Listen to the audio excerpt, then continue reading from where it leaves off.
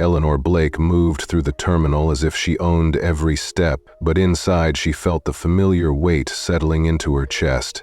The morning sun cut through the glass walls, turning polished floors into golden mirrors. The soft rumble of luggage wheels and the distant clap of an intercom announcement set the stage for what should have been an ordinary flight. Instead, the tension hummed just beneath the surface, waiting for a single spark. At the priority check-in counter, Eleanor extended her digital boarding pass and said, "First class, Summit Flight 721. Sasha's tight smile slipped for a heartbeat, her eyes darting between Eleanor's navy cardigan and her unassuming canvas tote. "I'll just need your ID," Sasha said, voice that might have been polite if her eyes hadn't been so cold. Eleanor handed over her driver's license wordlessly and watched as Sasha scrolled with exaggerated care. No apology followed, no hint that anything had felt wrong. Just a clipped, "Enjoy your flight, Ms. Blake," delivered like a verdict. Inside the Summit Elite Lounge, the air was kept at a comfortable 70 degrees Fahrenheit, and soft jazz drifted from hidden speakers. Eleanor sank into a leather armchair where light pooled like liquid honey. She tapped her foot as a retired consultant in a tan sport coat sidled up, lowering his voice so only she could hear. "This section is for platinum executives," he whispered. His tone was gentle, but his message was sharp. Eleanor flipped her Summit card from her wallet, the platinum sheen catching the light. He muttered something under his breath and drifted away, leaving Eleanor with the ache of his judgment. She pressed the service button on her armrest, and when a waiter finally appeared, his posture was all apology and awkward haste. "Sparkling water, please," she said softly. He nodded and rushed off, as if he might break if she looked too closely. Moments later, he returned with a plastic cup fizzing with bubbles. She watched him deliver crystal flutes to another table before remembering that she could have asked for the glass. She let the cold drink soothe her throat, each bubble a promise of patience earning its keep. At gate B7, she joined pre-boarding, her heart fluttering as the attendant barely glanced at her pass before the scanner beeped. "Welcome aboard, Ms. Blake," he said without inflection. No second look, no hesitation. But Eleanor knew better than to mistake silence for acceptance. She stepped onto the jet bridge, feeling the aircraft's low hum resonate through her bones, a warning of the storm yet to come. On board, a tall flight attendant asked, "Is that your personal item?" His voice was neutral, but Eleanor felt the question land like a challenge. "Yes," she said. "It fits the 9-inch by 14-inch size limit." He nodded, and she passed him as if she were made of glass, visible, fragile, scrutinized. Seated in 2A, she settled against the window and adjusted the headrest with deliberate care. A middle-aged man in a tan blazer edged into row 2 and cleared his throat. "I'd prefer another seat," he said to the attendant. "Too much foot traffic here." He glanced back at Eleanor with a half-smile, like a dog sizing up its prey. Eleanor kept her eyes on her book, but inside her hands clenched. The attendant offered economy plus as if that might soothe the man's sense of entitlement. Eleanor lifted her eyes and said, "I paid for this seat. I will stay here."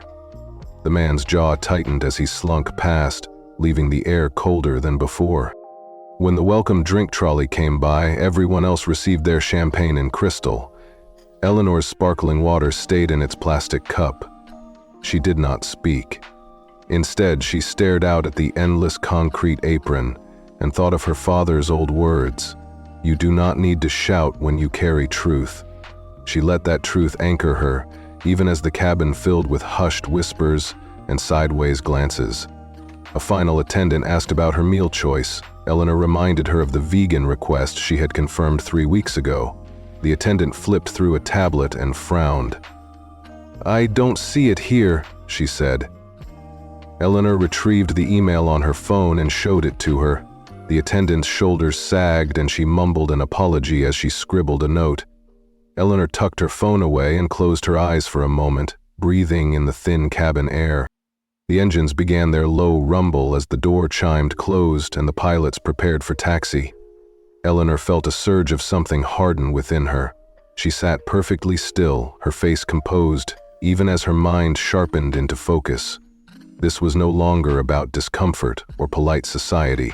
This was about sending a message so clear that everyone on this plane and beyond would know the cost of assuming that a black woman did not belong, and Eleanor Blake did not intend to let them forget.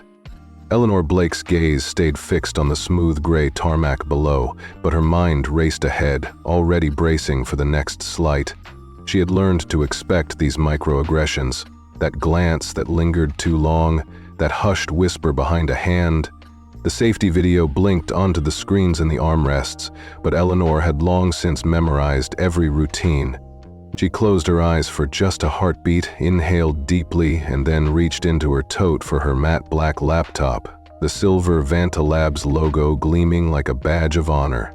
No sooner had she powered it on than a familiar shadow fell across her tray table. "Excuse me," Trevor said, his tone light but his eyes sharp. "Is that your laptop?" Eleanor looked up evenly. "Yes," she replied, "it's mine." He gestured vaguely toward the overhead bin. "We've had a report of a missing laptop of the same model. We just want to be sure nothing was grabbed by accident." Eleanor blinked in mild surprise. "You saw me board with it?" He lifted his hands in a mock surrender, just standard verification. She hesitated only a moment before tilting the screen so he could see her work. E. Blake 3.8b Infrastructure Proposal Q3 Draft, scrolled across a live Google Doc. Trevor's stare lingered long enough to sting, then he nodded and turned away without apology. Eleanor exhaled and saved her file, but the number 3.8b pulsed on the screen like a challenge. Around her, the cabin's artificial calm hummed with soft jazz and the clink of drink carts. Just as she began to type, a sudden jolt rocked her seat. A small boy, no more than 6 years old, came tumbling into her carry-on stored under the seat. His toy dinosaur dropped from his fist and skittered toward Eleanor's heels. "Ma'am, what is going on here?" his mother snapped as she stormed between the rows.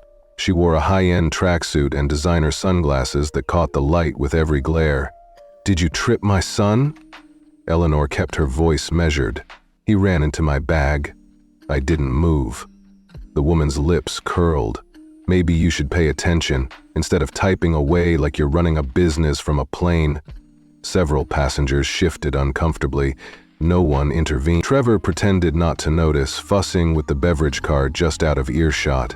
The mother yanked her son's wrist and swept him away, muttering that some people just did not understand first-class etiquette. The abandoned dinosaur lay half-hidden beneath the seat. Eleanor nudged it gently toward the aisle, but no one came to reclaim it.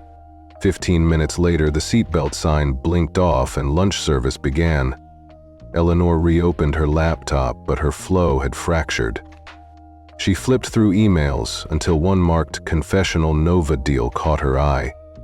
She closed the laptop once more and leaned back, folding her arms. Outside, the clouds drifted past in slow procession over the cities she had funded and built. Yet here she sat, treated as a problem to manage rather than a partner to respect. A young attendant paused at her row with a tablet. "You ordered the standard chicken entree, correct?" Eleanor looked up, her expression steady but firm. "No, I selected the vegan meal when I booked." The attendant, Camille, hesitated. "I'm sorry, it doesn't appear in our system. We can try to find something, but there's no guarantee." Eleanor felt the old surge of frustration. "Please do your best." Camille gave a small nod and walked off. A few minutes later, she returned with a plastic container half filled with lettuce, 2 slices of tomato, and a tiny cup of vinaigrette. No protein, no starch, no care. Then the seatbelt sign flickered on again, and the captain's calm voice warned of turbulence ahead. Moments later, a sharper jolt rattled the cabin, sending a half-sink champagne flute crashing to the floor. With a hiss, the oxygen masks dropped from their compartments. Trevor sprinted up the aisle, stopping first at row 1 to help an elderly passenger, then at row 3 for a woman struggling with her mask. When he reached Eleanor's row, he glanced down and passed right by.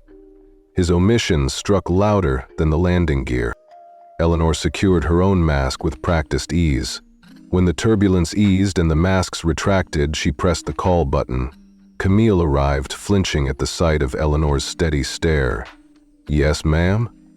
Eleanor did not flinch. "Why was I skipped when the masks came down, while you helped other passengers who were already covered?"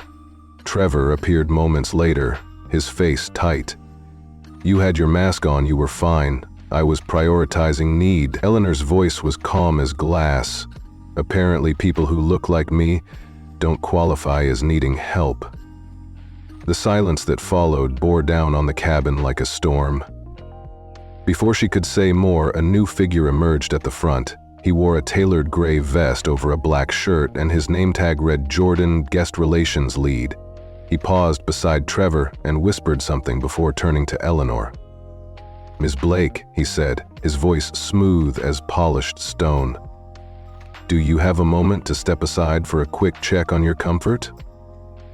Eleanor studied him, felt the weight of every slight and every silent permission. She shook her head slowly. "No, thank you," she replied. "I'd rather conclude this conversation here, in front of everyone." The cabin fell unnaturally still. Wealthy executives in their crisp linens sat frozen, caught between obligation and complicity. Eleanor looked each of them in the eye and spoke softly but firmly. "I will not accept another perfunctory apology. I want a formal investigation. I want to speak with every manager on this flight. I want this recorded and I want this shared." Her words rolled through the aisles, echoing against the overhead bins. She listed each slight: the laptop check, the tote inspection, the lounge consultant's doubt, the mother's lecture, the token vegan salad, the skipped oxygen mask. She didn't need to shout. Every head turned, the air thick with reckoning. Eleanor returned to her seat and tapped her phone to record. She would press charges, file complaints, and share her story until this airline understood the cost of erasing a black woman in plain sight. The lights overhead glowed brighter, not with comfort, but with the promise of exposure. Eleanor Blake closed her laptop, stood with grace, and prepared to claim the justice she had already earned. Eleanor Blake looked up when Jordan spoke, his voice smooth but edged with purpose. "Miss Blake, would you mind stepping into the forward lounge area? There's a minor detail we'd like to clarify regarding your passenger profile." She raised an eyebrow. "Clarify what?" she asked, her tone polite but firm. "Nothing urgent," he added quickly. "Just a discrepancy on file. We'd like to resolve it in person. It's more of a technicality than anything." His words were practiced, his tone polished, but Eleanor felt the intent behind them as clearly as if it had been spoken in shouts. She didn't argue. She closed her laptop, the Vanta Labs logo gleaming once more as she slipped it into her tote. With her spine straight and her gaze locked on Jordan's, she nodded. "Lead the way," she said. As she rose, the hushed relief around her was almost deafening. First-class passengers shifted in their seats, swapping looks of relief with one another. They saw the problem being taken away and felt safe again. No one asked what was happening, no one questioned it. They were just glad the anomaly was being quietly removed. Jordan guided her through the sliding curtain into a narrow passage behind the galley. The air smelled of recycled cabin air and lemon-scented wipes. Beyond another curtain lay a small room reserved for premium customer support. Fluorescent lights cast a harsh glow over beige walls. A single foldable desk sat against the far wall, and on the floor a thin carpet failed to mask the sound of footsteps. It felt sterile, like a temporary office set up in the belly of a ship. At the desk sat a woman in a crisp uniform, her name tag reading Operations. She tapped at a tablet without looking up. "Please, have a seat," she said in a tone that offered neither warmth nor apology. Eleanor sank into the folding chair, her heart tightening at the lack of any greeting. The woman swiped through a few screens and then looked up. "We've had a passenger express concern regarding identity verification," she said flatly. "Normally this would be handled digitally, but given the in-flight setting, we'd like to reconfirm a few details." Eleanor's chest tightened. She thought of every subtle stare she'd endured that morning and every assumption that lay hidden beneath forced politeness. She had followed every rule, answered every call button, and paid for the seat she occupied. Yet here she was again, her right to exist as a paying customer being questioned. "Which passengers concerned?" she asked, her voice calm but edged with steel. "That's confidential," the operations rep replied, tapping her screen. "However, to ensure smooth continuation of service, we're requesting a quick revalidation of your booking and a behavioral compliance acknowledgement." The phrase hung between them. Behavioral compliance. Eleanor's eyes narrowed. "Behavioral compliance?" she echoed. The woman tapped the tablet and slid it toward her. On the screen was the Premium Courtesy Agreement, a document outlining expected conduct for all premium cabin passengers. It was part of an updated protocol introduced after certain mid-flight disturbances, the rep explained. Eleanor scanned the document. Every clause was dressed in neutral language, but she saw the edges of its intent. It assumed guilt, mandated compliance, and demanded an e-signature at the bottom. Her name was already pre-filled in the signature box. She leaned forward and pointed. "I haven't caused any disturbances," she said quietly but firmly. "I've followed every instruction, kept to myself, and addressed your staff with respect." The operations rep's eyes flicked away, her fingers hovering over the tablet. "Yes, ma'am, and that's reflected in our notes. This is just to formally confirm. We're all aligned moving forward." She gave Eleanor a tight nod as if she expected the nod in return. Eleanor's voice softened. "Has this form been shown to anyone else on this flight?" The woman's face went blank for a moment. "It's used as needed in cases where other passengers feel uncertain," she said, barely meeting Eleanor's gaze. Uncertain about what, Eleanor wondered. Uncertain about her right to sit in first class. A warmth rose in her cheeks, an anger tempered by years of controlling her reactions. She had weathered dismissive smiles in boardrooms and condescending comments in restaurants. But never had she felt so openly treated like a problem to be managed, rather than a person to be respected. Just then, Jordan stepped forward, his posture shifting from detached to politely concerned. "Ms. Blake," he said gently, "we're not accusing you of anything. We're simply responding to feedback and trying to make this experience comfortable for everyone involved."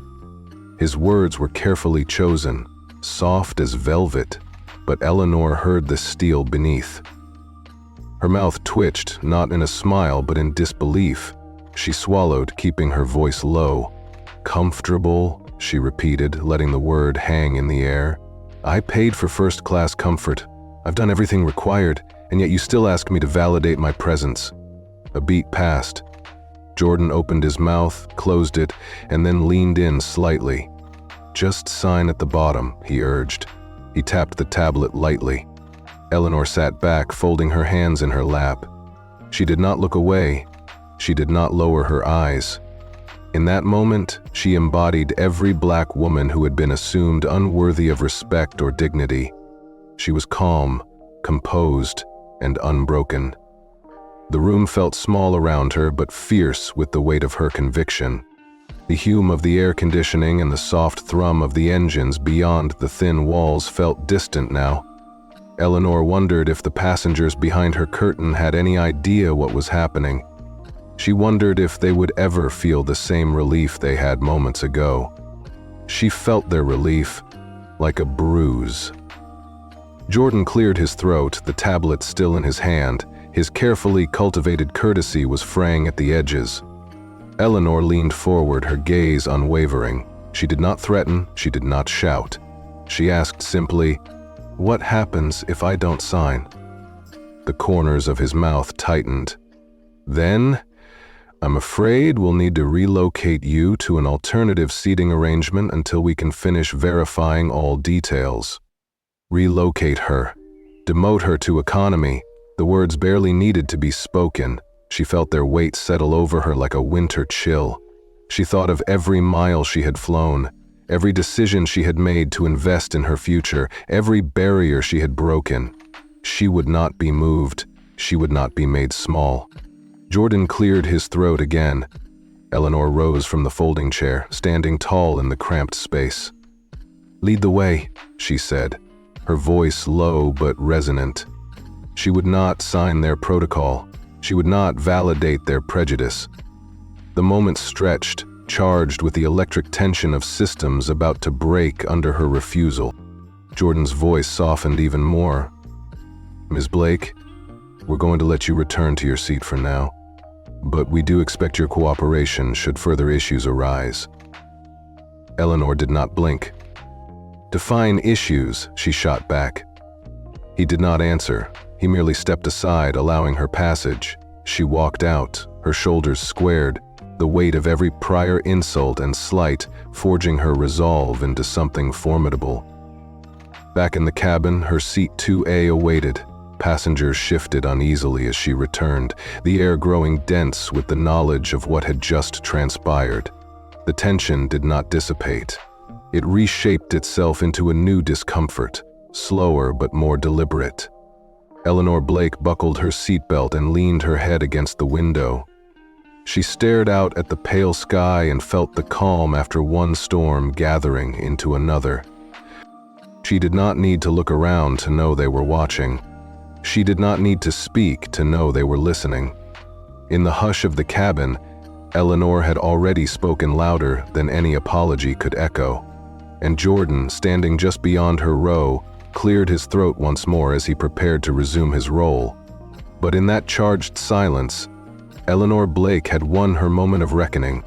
Eleanor Blake sat quietly in her seat, her laptop safely tucked away in her tote, and felt a shift ripple through the cabin air. Power had never interested her the way it fascinated others. She had always thought of influence as a means to an end, never an end in itself. But after what she had endured, power and real accountability seemed to pulse in her own hands. At the front of the cabin, Trevor approached again. This time his stride was hesitant. His earlier confidence dissolved, replaced by a reluctant humility.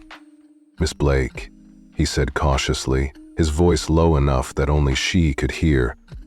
"The captain has asked if you would like a word." He glanced around, as if the very air might overhear and judge him.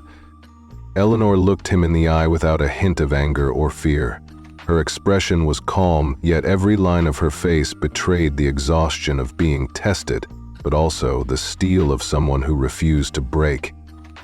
"Tell your captain to focus on flying the plane," she said softly.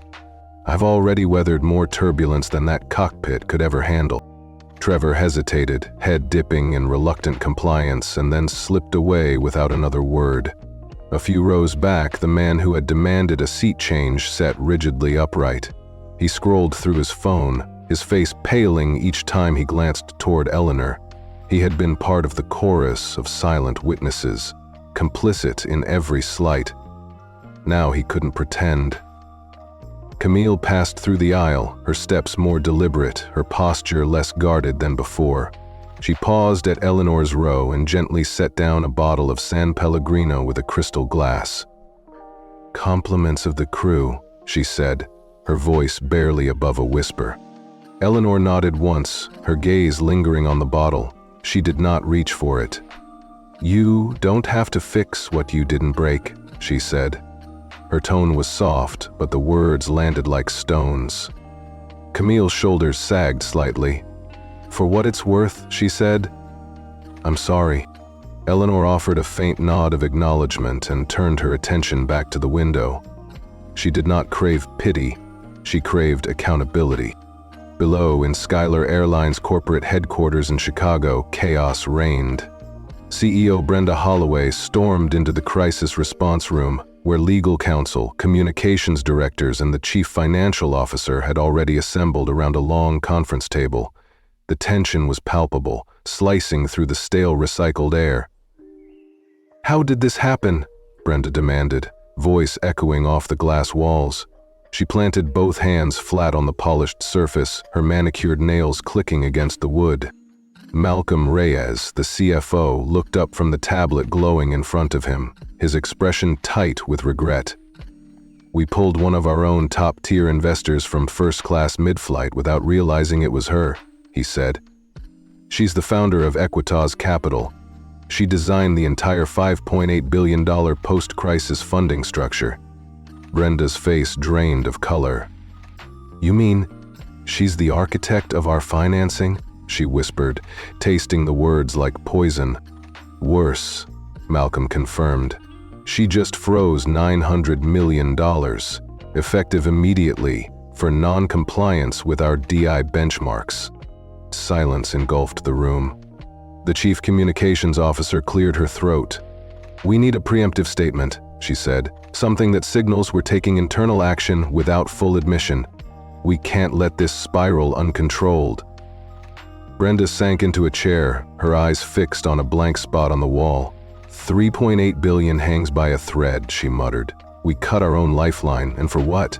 Our reputation is falling. The legal counsel finished for her. Back aboard Flight 721, the engines hummed a steady drone as the captain announced their impending descent. Eleanor closed her eyes and drew a slow breath, savoring the calm clarity she now felt. It was not relief. It was resolution. They had underestimated her. They had assumed their silence and their soft exclusions would go unnoticed. Instead, every slight had built momentum toward this moment. Ridicule, token apologies, bureaucratic forms, they had all combined into a single, potent force. The first-class crew positioned themselves for departure protocol. Trevor, clipboard in hand, avoided eye contact. Camille, standing beside him, looked as though she might speak, then chose silence instead. Her slight head tilt said it all. I see now what I failed to see before. Eleanor stood and stepped into the aisle, her stride unhurried, the glow from overhead lights tracing the curve of her figure. At the end of the jet bridge, two sharply dressed representatives in black suits waited, their lapel pins bearing the stylized E of Equitas Capital. One of them offered a tablet. Ms. Blake, confirmation of protocol receipt for Tier 4 escalation, he said in a tone both professional and relieved. Please sign here to finalize the transmission log. Eleanor took the stylus and signed swiftly, her signature looping with practiced confidence. The representative tapped the screen. Are we live with DC and Zurich as of 5 minutes ago? She asked without looking up. Your message to Treasury Oversight and Nova trustees is already circulating, he replied. Good, Eleanor said, slipping the tablet back into his hand. She turned and walked with them, each step measured but undeniably powerful. At baggage claim, a sleek black executive limousine idled with its door open. On the panel, engraved in silver beneath the company emblem, were the words, Equitas Capital investing $5.8 billion for justice. A small crowd of media, corporate staff, and other executive travelers had gathered behind the private gate. News had traveled faster than any invitation. Eleanor Blake, sitting in the back seat of her limousine as it eased away from the terminal, did not smile. She closed her eyes for a moment and felt the weight of her phone resting against her thigh. A new message glowed on the screen. Freeze confirmed. Legal brief filed. Coverage anticipated by end of day.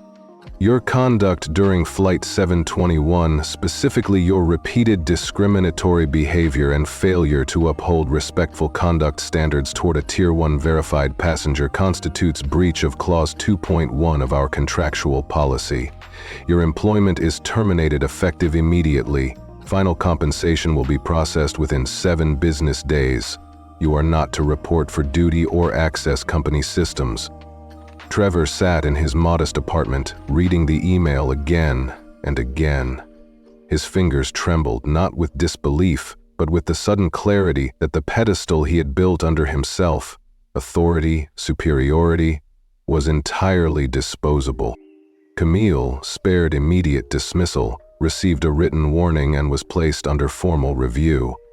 Her manager called that evening to inform her she would need to attend a bias mitigation retraining program and be reevaluated during the upcoming quarterly audit. Skylar's board would be watching her every step. The fallout rose floor by floor until it landed squarely on Brenda Holloway's shoulders. The Senate hearing's outcome was widely broadcast, Schuyler's stock dipped further when the retraction statement from Equitas Capital hit the newswires. Brenda knew that her legacy would be forever marked by this incident. She would weather the storm, but she would never fully escape the reputation of having failed one of her most valued partners and allowed systemic bias to flourish. And Eleanor Blake, the woman who had been stripped of her dignity in mid-air, who had endured microaggressions and silent erasure with unflinching poise, found herself sitting in a second limousine, this one bound for her hotel. She watched the city lights flicker past tinted windows and let a quiet satisfaction settle over her. She had not sought vengeance in dramatic confrontation. She had wielded the tools at her disposal, her intelligence, her resources, and the very contracts they had drafted, to orchestrate a reckoning that would resonate far beyond a single flight. She closed her eyes and whispered a thank you to the countless women who had endured similar indignities. Their resilience had shaped her. Their struggles had forged this moment. She let that gratitude fill the space where anger might have resided. When the car pulled up to the hotel entrance, the driver opened the door. Eleanor rose, her silhouette framed against a cascade of streetlights. She paused and looked back at the road, the path she had traveled from anonymity to undeniable force. She stepped onto the sidewalk with purpose, ready for whatever came next. Because now she knew that true power did not lie in privilege or pretense. It lay in the quiet confidence to stand tall, to speak soft but clear, and to let the system fold itself around the truth. At 35,000 feet, she had reclaimed her dignity. On the ground, she had reclaimed the balance of power. And in that reclamation, she had sparked a change that could never be undone. Eleanor Blake watched the fallout spark like lightning. Horizon Lift Air, once a minor rival, now soared on nearly $1 billion of redirected capital. At Schuyler's glass-walled headquarters, CFO Malcolm Reyes stared at his projections in stunned silence. As the full $900 million hit Horizon's account, he closed his files, letting the quiet confirm his worst fear. They'd emptied their safety net. In Seattle, Eleanor sat at a round table with Horizon's executives. "I'm not interested in revenge," she said. "I want systems that reward integrity, not protect harm." The CEO promised Eleanor a public board seat and influence over every diversity initiative. Behind her, the strategic realignment document glowed. Equitas Capital committing $3.8 billion to justice-driven growth. A week later, in Washington, D.C., she delivered the keynote at the International Conference on Aviation Ethics. Dressed in navy silk, she spoke of reimagining spaces built on exclusion, not naming names, but speaking truth. The room broke into genuine applause. In a side corridor, a former Schuyler flight attendant named Elena Ruiz approached, apology trembling in her voice. "Thank you for showing me that silence is a choice," she said. Eleanor smiled, knowing transformation mattered more than punishment. That evening, at Horizon's gala unveiling a quarterly fund for equity and passenger dignity, Eleanor stood as honorary patron. When asked why she stayed involved, she replied, "You cross the broken bridge every day so others don't fall through it."